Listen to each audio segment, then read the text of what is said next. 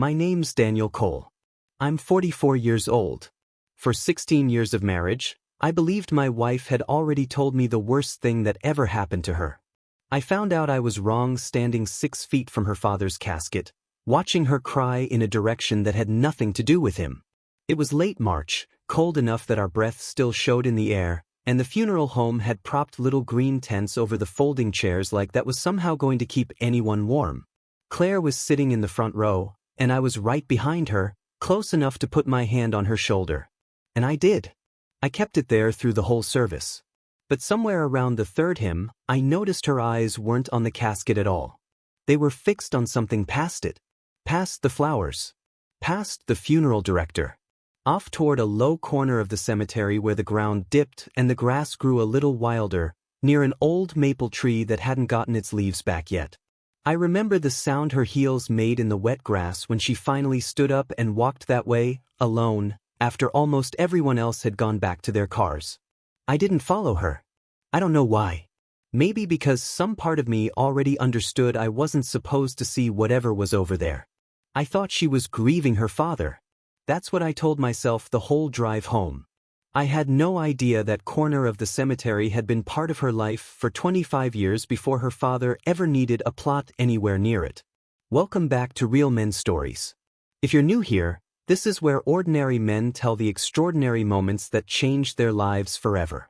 Subscribe before we continue, because this story only gets more unbelievable from here.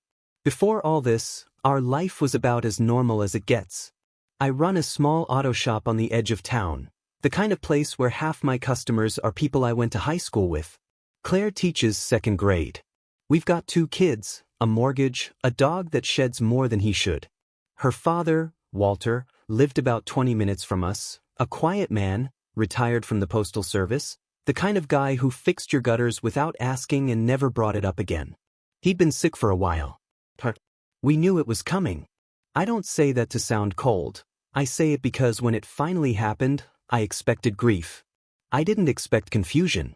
The first crack showed up about a week before the funeral, and honestly, I almost missed it.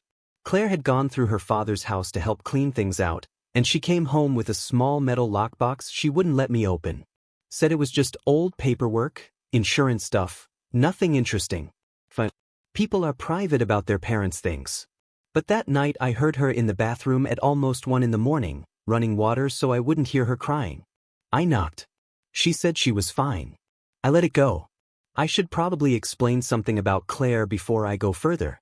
In 16 years, I had never once seen her fall apart like that over anything. Not when her mother passed. Not when we lost her job during the layoffs in '09. She's steady. Some people would call her guarded. I always just called her strong. So when I saw her walk away from her own father's casket toward an unmarked corner of a cemetery, and I saw her drop to her knees in the wet grass in front of a headstone I couldn't read from where I stood, I told myself a story that made sense to me. Old friend from high school, maybe. A classmate who died young. People visit those graves more than you'd think. I didn't notice it until later, but that wasn't the first time. That's the part that still gets me. About 3 weeks after the funeral, my daughter mentioned it at dinner, completely by accident, the way kids do. She said, "Mom always goes to the flower place on the same day every year, right before Easter." My son laughed and said, "Yeah, and she never lets us come." Claire went quiet. Just for a second. Then she said something about visiting an old friend and changed the subject to homework that I ignored one tiny detail that night, and I think about it more than almost anything else in this story. On the drive home from the funeral, Claire had a paper funeral program folded in her lap, and there was a coffee stain in the corner of it, dark brown, already dried. I remember thinking it was strange, because we hadn't stopped anywhere for coffee. I didn't ask. I filed it away and moved on with my life, the way you do with 100 small things that don't seem to matter yet. That's the thing about denial. It doesn't feel like denial while you're in it. It feels like trust. The next crack came about 2 months later, when I was helping Claire go through the rest of her father's paperwork for the estate. Buried in an old filing cabinet, behind a stack of tax returns going back to the '90s, I found a florist's receipt. Handwritten from a small shop 2 towns over, the kind that's been in one family for generations.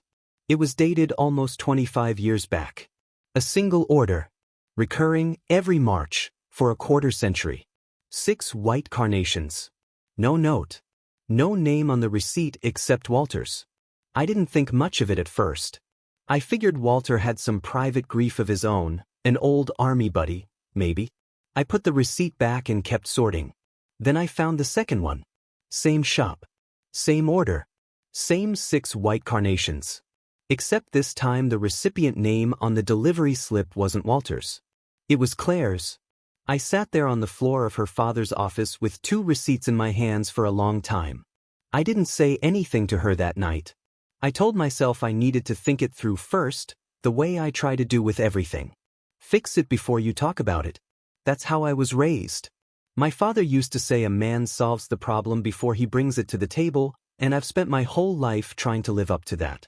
So the next weekend, when Claire told the kids she was running errands, I followed her. I'm not proud of it, but I needed to know. She drove straight to that same cemetery, parked near the same maple tree, and walked to that same low corner of grass I'd watched her disappear into on the day of her father's funeral. I stayed back by the car. I watched her kneel down in front of a small, weathered headstone, no taller than a shoebox turned on its side, the kind cemeteries call an infant marker. She stayed there almost 20 minutes. She didn't cry this time. She just talked. Quietly. Like she was catching someone up on the last few months of her life. I didn't walk over. I couldn't make my legs do it. I just stood there behind our car with my heart going so hard I could feel it in my ears, and I thought about every year of our marriage, every March, every quiet disappearance I'd never once questioned, and I realized I had built 16 years of trust on top of something I didn't even know existed. I almost turned around and drove home without saying anything. I think if I had, I'd still be wondering to this day. Instead, I waited until she was back in her car, and I walked up and knocked on her window. I wish I could tell you I said something wise. I didn't. I just asked her one question. Who is that? She didn't cry. She didn't get defensive, either. She just looked at me for a long moment, the kind of look that told me she'd been waiting 16 years for someone to finally ask. We sat in my truck in that cemetery parking lot for almost an hour while she told me. She was 17. A boy she dated her senior year, gone from her life within a year of graduation, no relation to any of this beyond biology. She got pregnant. Her mother was already sick by then, and her father made the decision that the family would handle it quietly, send her to stay with an aunt 3 states over for the last few months, and nobody in town would ever need to know. The baby was born early. He lived 4 hours. They named him Samuel, after her grandfather. Walter drove out alone to bury him, picked the plot himself, in a corner of the cemetery nobody would think to look twice at. He told Claire it was done, that it was handled, that she never had to speak of it again if she didn't want to. And she didn't. Not to her mother. Not to her friends. Not to me. What she told me next is the part one still turn over in my head more than anything else. She said her father visited that grave every single month for 25 years. Rain, snow, didn't matter. And every March, near the anniversary of the day Samuel was born, he sent carnations to both of them, one delivery to himself, one to her, so she'd never once have to feel like she was the only person in the world who remembered her son existed. She said the day of his funeral, she wasn't only grieving her father. She was grieving the one other person alive who had ever stood at that grave with her.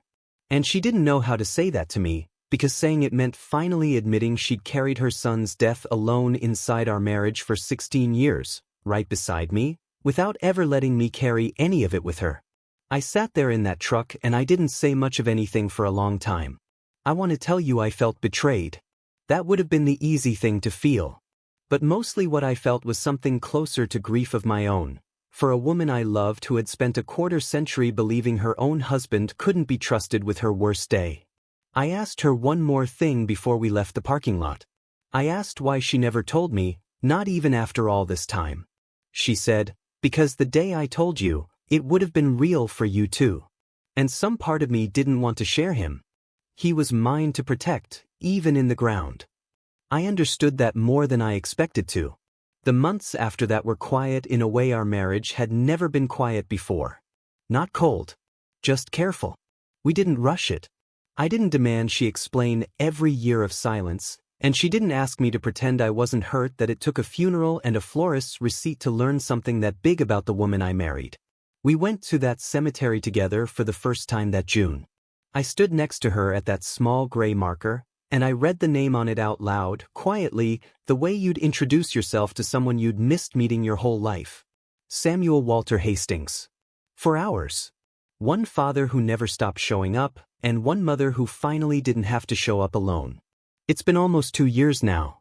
Claire still goes every March. I go with her most of the time.